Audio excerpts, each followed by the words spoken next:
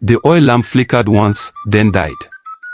In the sudden darkness of the wedding chamber, Amara heard her new husband's voice change, deeper, older, carrying the weight of centuries. Now, the voice said softly, "You will understand why beauty is never just a gift. It is always a test." Her breath caught in her throat. This was not the man she had married at sunset. This was something else. And the truth she was about to discover would shake the very foundations of everything her village believed about beauty, pride, and the ancient laws that governed their world. But to understand what happened in that dark room, we must go back to the beginning. Back to when Amara was still just a girl, before her beauty became a burden too heavy to bear. In the village of Otutu, nestled between the forest of whispers and the river of forgotten names, there lived a girl whose beauty was spoken of in hushed tones. Her name was Amara, and from the day she turned 16, her face became both her blessing and her curse.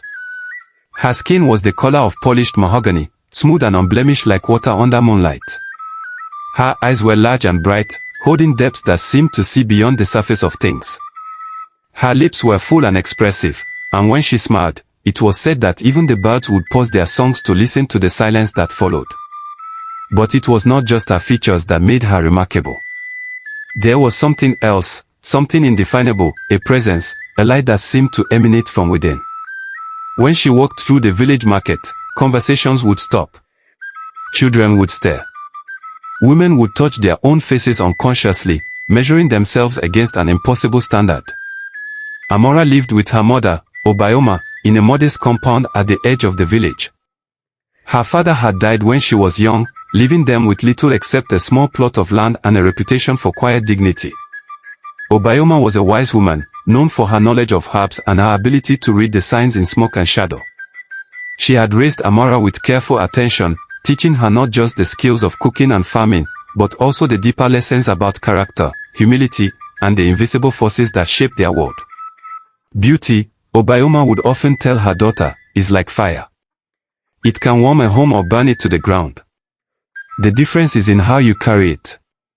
Amara listened to these words, but as she grew older, she began to see beauty not as fire but as a wall, something that separated her from others, that made genuine connection nearly impossible. The suitors came like seasonal rains, predictable and persistent. First came Obi, the blacksmith's son, strong and earnest, bringing gifts of iron bracelets he had forged himself. Amara received him politely, listened to his awkward declarations, and gently refused. Then came Choku, the trader who had traveled to the coast and back, his pockets full of cowrie shells and stories of distant kingdoms. He promised her a life of comfort and adventure. She thanked him and said no. Next was Is, the chief's nephew, who came with his entourage, bearing calabashes of palm wine and goats for her mother. He spoke of status and protection, of the honor she would bring to his family. Amara bowed respectfully and declined. One after another they came, farmers, hunters, craftsmen, scholars. Some were old, some young. Some were kind, others arrogant. But to each one, Amara gave the same answer, no. The village began to whisper. She thinks herself too good for our young men, said one woman, pounding cassava with unnecessary force. Pride, agreed another. Beauty has made her proud. My son brought her cloth from 3 markets away, complained a third. She barely looked at it. The whispers grew louder, more pointed. Amara heard them all, felt them like small cuts across her spirit. But how could she explain? How could she make them understand that it wasn't pride that made her refuse, but something deeper, something she couldn't quite name herself? The truth was that each time a suitor came, Amara would look into his eyes and see the same thing, not her, but the idea of her. They saw her face, her form, the status she would bring. But none of them saw the person behind the beauty, the girl who loved to watch the rain, who could spend hours listening to her mother's stories, who felt more at home among the growing things in her garden than in the crowded market square. She was lonely in a way that most people never understand, lonely in the midst of constant attention, unseen despite being always watched. Why do you refuse them all? Her mother asked one evening as they sat by the cooking fire. There was no judgment in Obioma's voice, only gentle curiosity. Amara stirred the soup, watching the palm oil swirl and shine. Because none of them sees me, Mama. They see something beautiful, something they want to possess. But that thing they see, it isn't really me. It's like a mask I wear without choosing to. And I cannot spend my life with someone who only loves a mask. Obioma was quiet for a long moment. When she spoke, her voice was heavy with both sadness and understanding. The world is not kind to women who want to be seen for who they truly are. But I raised you to be true to yourself, so I will not tell you to accept what your heart cannot bear. She paused, stirring the fire until the flames leaped higher. But know this, my daughter, your refusal has not gone unnoticed. There are eyes watching that you cannot see. And sometimes, when we call out to the universe with our deepest desires, the universe answers. But not always in the way we expect. Amara felt a chill despite the fire's warmth, but she said nothing. The seasons turned. The suitors continued to come, and Amara continued to refuse them. The village's whispers hardened into resentment. Market women would not meet her eyes. Young men muttered insults just loud enough for her to hear. Even the children began to avoid her, warned by their mothers that pride was contagious. Amara withdrew more and more into herself, spending her days in the garden behind their compound, talking to the growing plants, finding solace in their uncomplicated presence. It was there, 3 years after the suitors first began their parade, that everything changed. The day began like any other. Amara rose before dawn, drew water from the well, and began her walk in the garden. The air was cool and clean, carrying the scent of wet earth and hibiscus flowers. She was weeding between the rows of pepper plants when she felt it, a presence, silent but undeniable. She looked up. A man stood at the garden's edge, watching her. But calling him a man felt insufficient, like calling the ocean water or the sunlight. There was something about him that made the very air seem to hold its breath. He was not young, yet not old. His skin was dark as the richest soil, his eyes deep and knowing. He wore simple clothes, a wrapper around his waist, nothing more, but he carried himself with the bearing of someone who needed no ornaments to proclaim his worth. Around his neck hung a single pendant, carved from wood in a pattern that seemed to shift when looked at directly. Amara, he said. His voice was like water over stone, smooth, patient, timeless. She stood slowly, her heart quickening. She had not told him her name. Who are you? She asked, surprised that her voice remained steady. I am called Ikena, he replied. I have traveled a long way to meet you. Why? He smiled, and there was something ancient in that expression. Because you have been calling, and I have answered. I have called no one, Amara said, though even as she spoke, she felt the untruth of it. Hadn't she, in her loneliest moments, wished for someone who would truly see her? Hadn't she whispered to the stars, asking if there was anyone in all the world who would look past her face to find the person beneath? Haven't you? Ikena asked gently. He took a step forward, and Amara noticed that his feet made no sound on the dry grass. Every night for 3 years, your heart has called out. See me, it has said. Know me. Love the truth of who I am, not the accident of how I look. I heard you, Amara. And I have come. She should have been afraid. Every instinct should have told her to run, to call for help, to flee from this stranger who appeared from nowhere and spoke of things he could not possibly know. But instead, she felt only a strange sense of recognition, as if she had been waiting for this moment her entire life. What do you want? She asked. To offer you what you have asked for, he replied simply. To see you as you truly are. To know you beyond the surface. To give you the choice that no one else has thought to offer. What choice? Whether you will allow yourself to be truly known, even if that knowing comes with a price. Amara's mother had taught her well. She knew that every gift from the spirit world came with conditions, that nothing of true value was ever freely given. What price? She asked. Ikena's expression grew serious. If you choose to know me and allow me to know you, then on our wedding night, you will be tested. The test will reveal whether your desire to be seen for who you truly are is stronger than your attachment to how you appear. It will show whether you have the courage to trust someone with the truth of yourself, even when that truth is frightening. And if I fail this test, then you will leave, but you will understand why you failed. And that understanding will be your burden to carry. And if I pass? For the first time, something like warmth entered his eyes. Then you will have what you truly seek. Not just a husband, but a companion. Not just love, but understanding. A marriage of souls, not surfaces. Amara stood in her garden, surrounded by the plants she had nurtured, feeling the morning sun warm on her skin. She thought of the years of loneliness, the suitors who saw only her face, the village's growing resentment, her mother's worried glances. How do I know you're not just another man who wants me for my beauty? She asked. Ikena's smile was sad. You don't. That is part of the test, to trust despite not knowing. But I will tell you this, I have seen you in ways you have not seen yourself. I have watched you tend your garden with patience, speak kindly to children who fear you, forgive the women who speak cruelly of you. I have observed you comfort your mother when she thinks you are asleep, have heard you sing to the moon when you believe no one is listening. I have seen your heart, Amara. And it is your heart, not your face, that has brought me here. Something in his words resonated so deeply that Amara felt tears spring to her eyes. To be known, truly known, wasn't that what she had always wanted? I accept, she whispered. What followed was unlike any courtship the village had ever witnessed. Ikena did not come with elaborate gifts or grand gestures. He did not speak of status or wealth or the honor Amara would bring to his name. Instead, he came each day to her garden, and they talked. They talked about everything and nothing. He asked about her childhood, her dreams, her fears. He listened, truly listened, when she spoke about the loneliness of being seen without being known. He shared his own stories, strange tales of distant places and ancient wisdom, speaking in metaphors that somehow made perfect sense.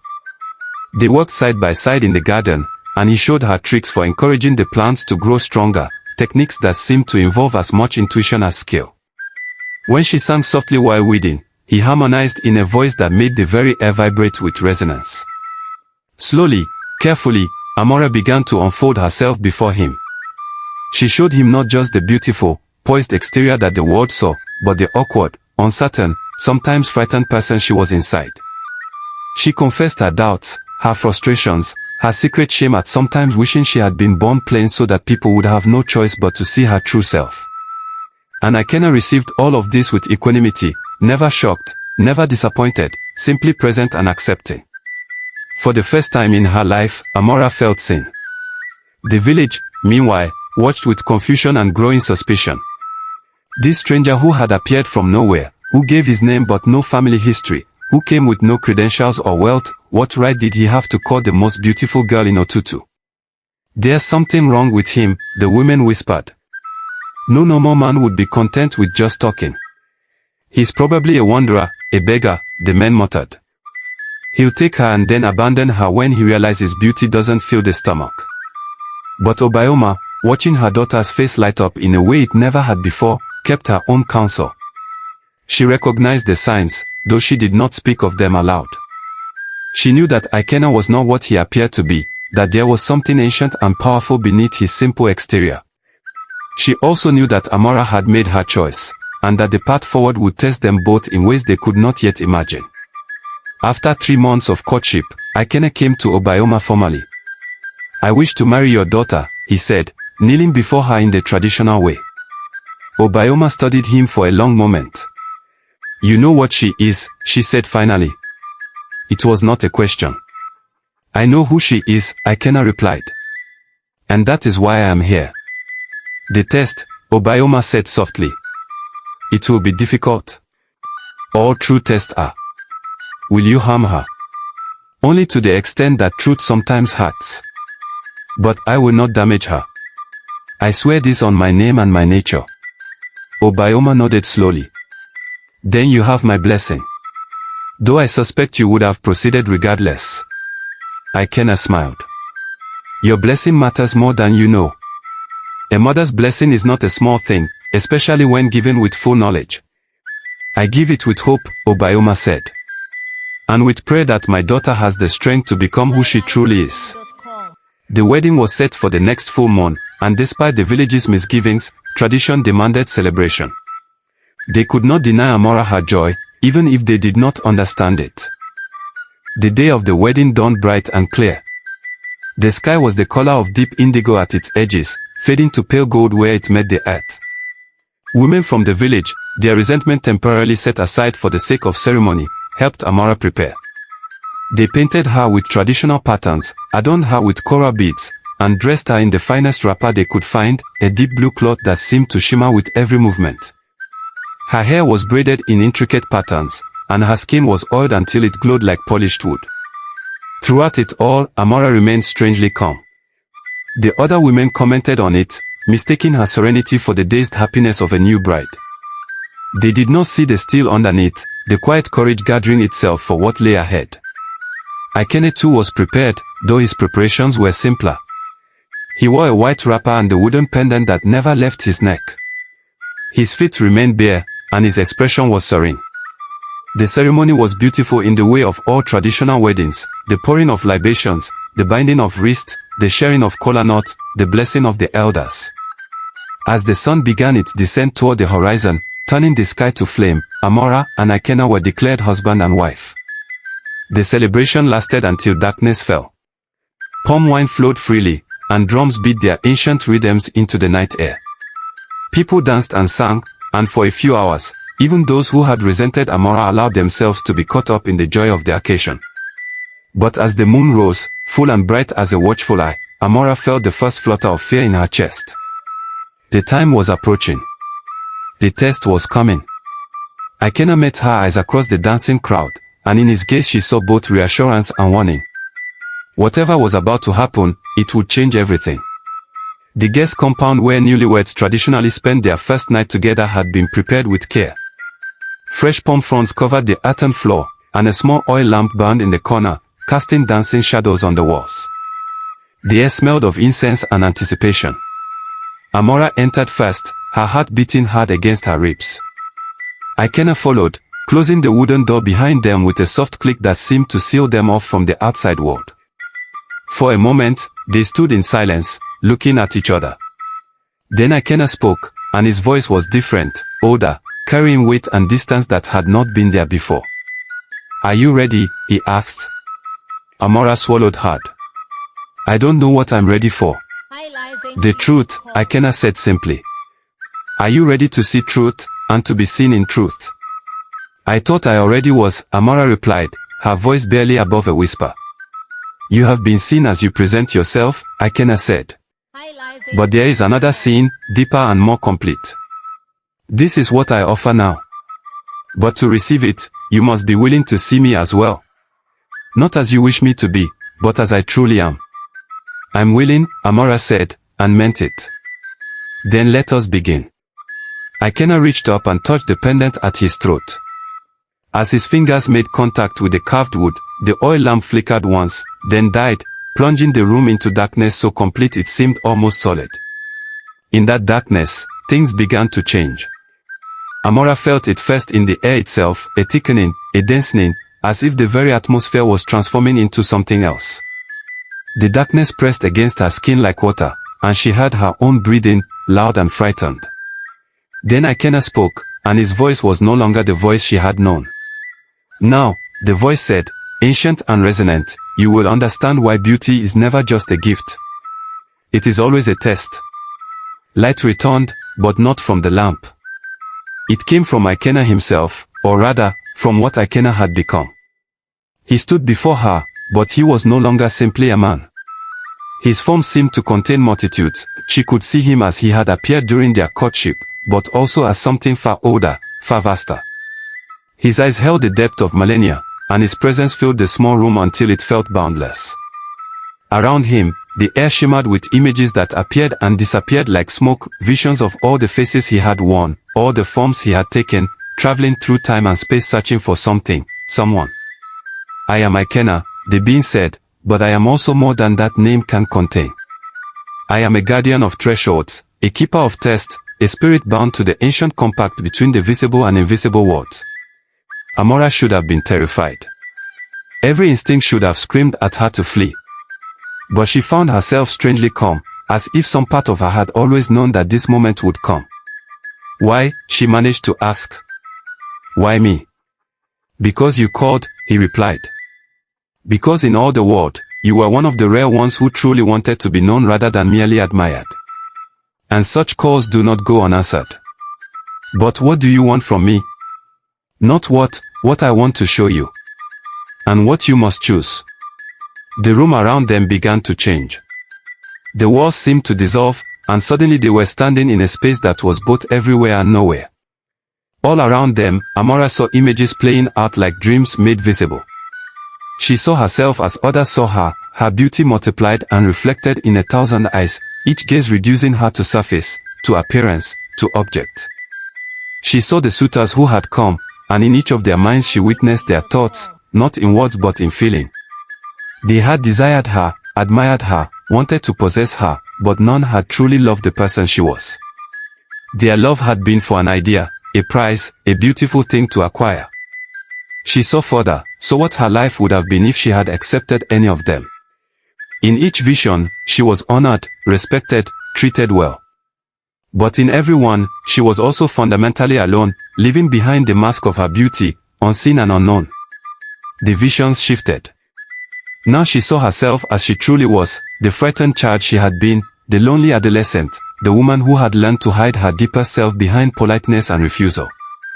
She saw her fears, her insecurities, her moments of doubt and weakness. She saw everything she had tried to hide, laid bare and exposed. And it was here, in this moment of complete vulnerability, that the true test began. This is who you are, Ikena's voice said from everywhere and nowhere. Beautiful, yes, but also uncertain. Strong, but also frightened. Kind, but also sometimes angry. Wise, but also confused. Complete, with all your contradictions and complexities. This is the truth of you. The images multiplied around her, every moment of weakness, every hidden fear, every secret shame she had ever felt. They hung in the air like accusations. The question, Ikena continued, is whether you can accept this truth. Whether you can stand in the fullness of who you are, not just the beautiful parts, but the broken ones as well. Whether you can love yourself completely, without condition or apology. Amara's breath caught. This was the test. Not whether she could be beautiful, but whether she could accept herself as whole. And there is more, Ikena said. Because acceptance is only the beginning. The deeper question is whether you can offer this same complete acceptance to another. Whether you can see me as I truly am and still choose connection. The light that had emanated from him intensified, and suddenly Amara could see past the surface of his form into the vast, complex truth of his existence. She saw a being who had lived for countless ages, who had witnessed the rise and fall of kingdoms, who carried both great wisdom and great sorrow. She saw his loneliness, the isolation of one who exists between worlds, never fully belonging to either.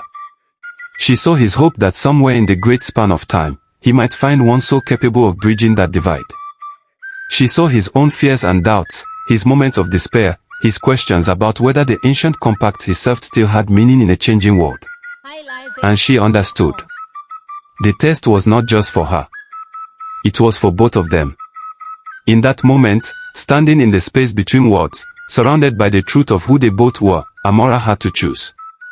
She could reject what she saw, turn away from the complexity, the difficulty, the frightening reality of true intimacy. She could retreat back into the safety of surfaces, where everything was beautiful but nothing was real.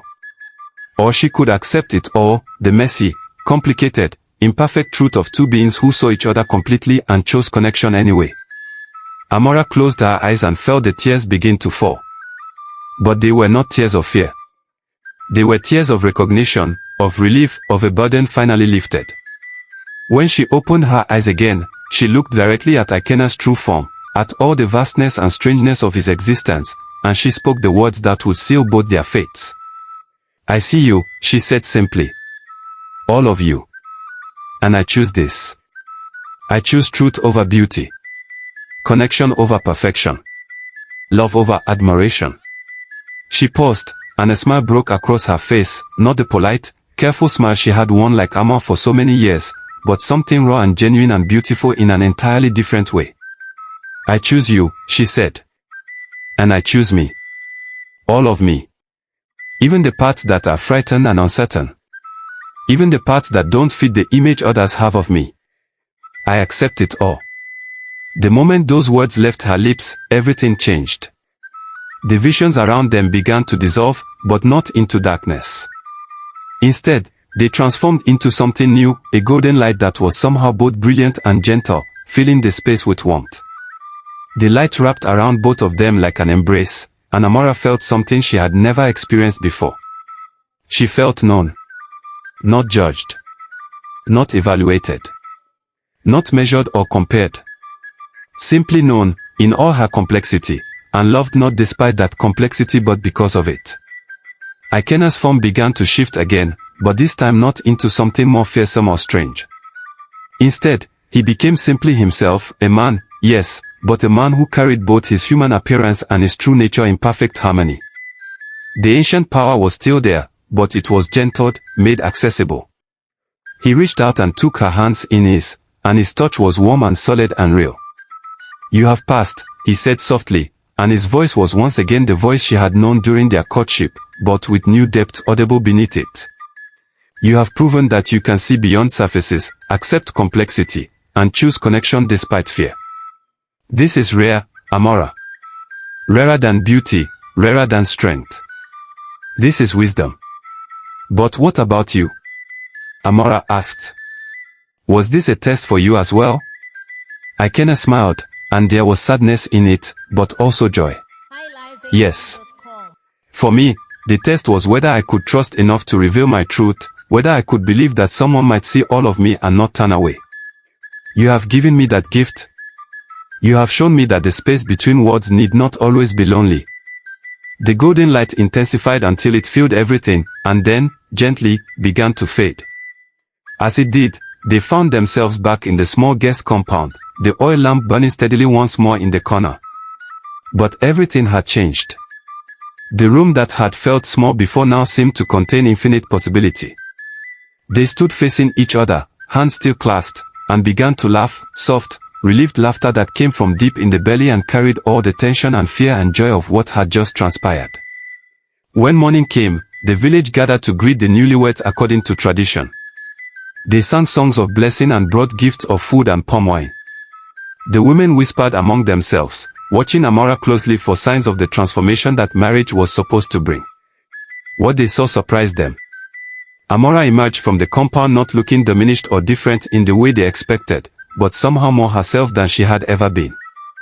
The careful guardedness that had always marked her expression was gone, replaced by an openness that made her even more beautiful than before, but beautiful in a way that was somehow less intimidating, more human. She smiled at the gathered villagers with genuine warmth, and for the first time, that smile reached her eyes completely.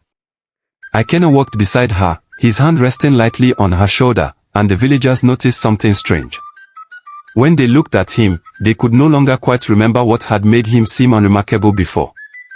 Now he seemed to carry himself with quiet authority, and his eyes held depths that made people look away uncomfortably, as if they were seeing something they weren't quite meant to perceive. Obayoma watched all of this with knowing eyes, and when she embraced her daughter, she whispered, "You passed." "How did you know?" Amara whispered back. "Because you're still here," her mother replied simply. "And because you're different in all the right ways." In the days and weeks that followed, changes rippled through Amara's life and through the village itself. Amara began to use her voice in ways she never had before. She spoke in village meetings, offering insights that people found surprisingly valuable. She worked with other women, teaching them the garden techniques Ikena had shown her. She befriended the children who had once avoided her, and they discovered that the beautiful woman was also funny, kind, and willing to play their games. Slowly, people began to see her differently, not as an untouchable beauty or a source of resentment, but as a person, complex and complete. Ikena too revealed more of himself, though always carefully, in ways the village could accept. He became known as a wise man, someone who could settle disputes and offer counsel. His knowledge of herbs and healing rivaled even Obayoma's, and together the three of them became a center of wisdom in the community. But it was in the quiet moments, alone together, that the true gift of the test revealed itself. Amara and Ikena learned each other slowly, discovering the contours of their joint life. They argued sometimes, real arguments born of genuine disagreement, not the polite deference that had marked all of Amara's previous relationships. They laughed often, finding joy in small things that others would overlook. They held each other through nightmares and celebrated small victories together. They were, in short, truly married, not bound by ceremony or appearance, but by the deep, unbreakable thread of mutual understanding. One evening, several months after their wedding, they sat together in their garden watching the sunset paint the sky in shades of orange and purple. Amara leaned against Ikena's shoulder, feeling content in a way she had never imagined possible. "Tell me something," she said softly. "How many others were there? How many others did you test?" Ikena was quiet for a moment before answering. "Many," he said finally.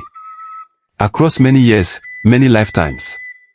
Some beautiful, some plain, some rich, some poor. All of them calling out in one way or another for the same thing you called for, to be truly known. And how many passed? You are the first." Amara sat up, startled. "The first? But surely. Others have come close," Ikena interrupted gently. "Others have seen part of the truth and accepted part of themselves. But you were the first to embrace it all completely, the beautiful and the broken, the strong and the frightened, the certain and the confused. You didn't try to edit yourself or hide the parts you thought were unlovable. You simply stood in the fullness of who you are and said, 'This is me.' That courage is what made the difference." "But what would have happened if I had failed?" Amara asked. "You said I would leave, but that I would understand why I failed. What did you mean?" Ikena's expression grew serious. "If you had failed, if you had turned away from the truth when confronted with it, you would have been released from the test, yes. But you would have understood, deeply and completely, why you could never truly be known by another. You would have carried that knowledge for the rest of your life, watching yourself sabotage every relationship, always choosing the safety of surfaces over the risk of depth. That understanding, that consciousness of your own limitation, that would have been the burden." Amara shuddered, imagining that fate.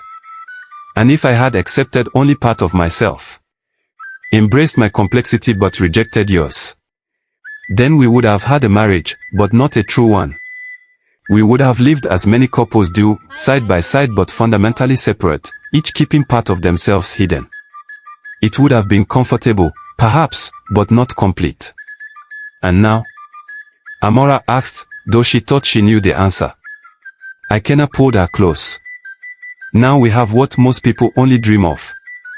We have truth. We have each other, fully and completely. We have the rare privilege of being known." They sat in comfortable silence as darkness fell and the first stars began to appear.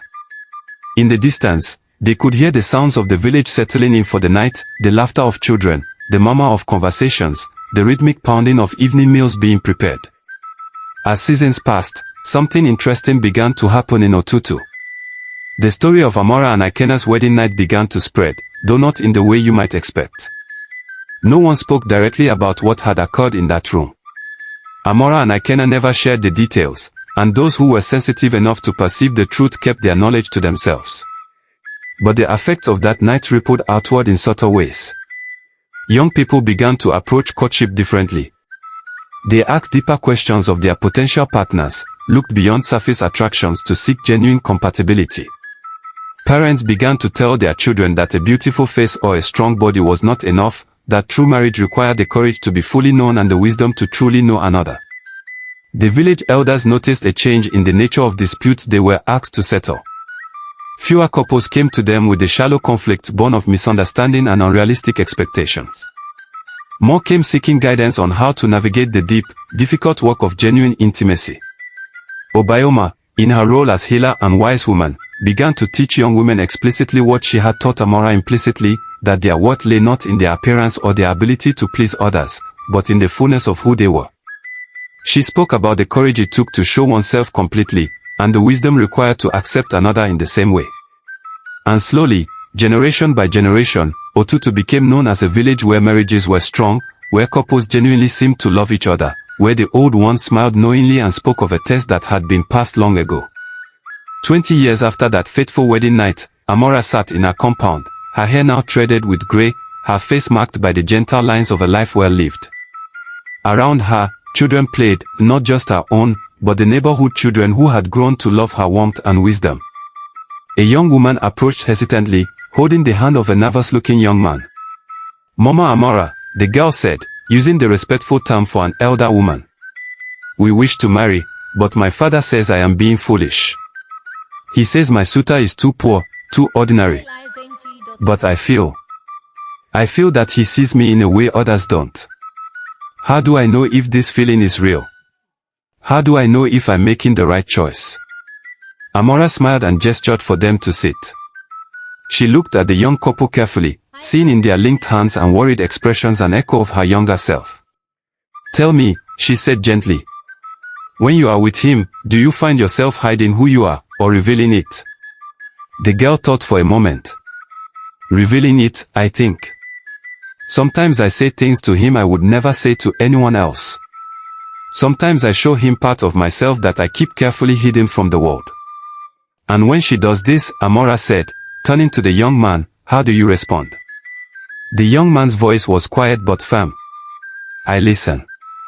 I try to understand. Sometimes what she shows me is difficult to accept, but I accept it anyway because it's part of who she is." Amara nodded slowly. "Then you have something rare. But understand this, what you have now is only the beginning. True love, true marriage, is not just about the joy of being seen. It's about the courage to continue being seen even when it's difficult. It's about standing in the fullness of who you are, with all your contradictions and complexities, and trusting that the other person will not turn away." She paused, looking at each of them in turn. "On your wedding night, you will face a test. Not the same test that others have faced, but your own test, unique to you and your union. It may not be dramatic or supernatural. It may be as simple as a moment of doubt, or a flash of fear, or a temptation to retreat back into the safety of pretending.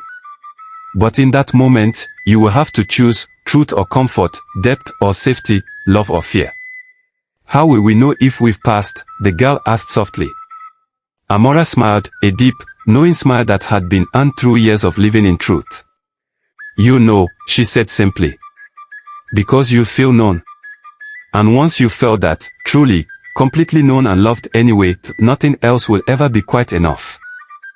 The young couple left with hope in their eyes, and Amara watched them go, thinking of all the tests that all the couples would face, in all the small rooms on all the wedding nights yet to come. Ikena emerged from the house, his hair now white but his eyes still carrying that ancient depth. He sat beside Amara and took her hand, their fingers intertwining with the ease of long practice. "Still giving them hope?" he asked, a gentle tease in his voice. "Always," Amara replied. "Because someone once gave it to me." They sat together in comfortable silence, watching the sun begin its descent toward the horizon. And in that silence, in the simple act of sitting together with nothing hidden and everything shared, they lived the lesson that had been learned so many years ago in a dark room on a wedding night. Beauty is not a blessing unless it leads to wisdom. Pride is not knowing your worth, pride is believing your worth lies in things that can be taken away.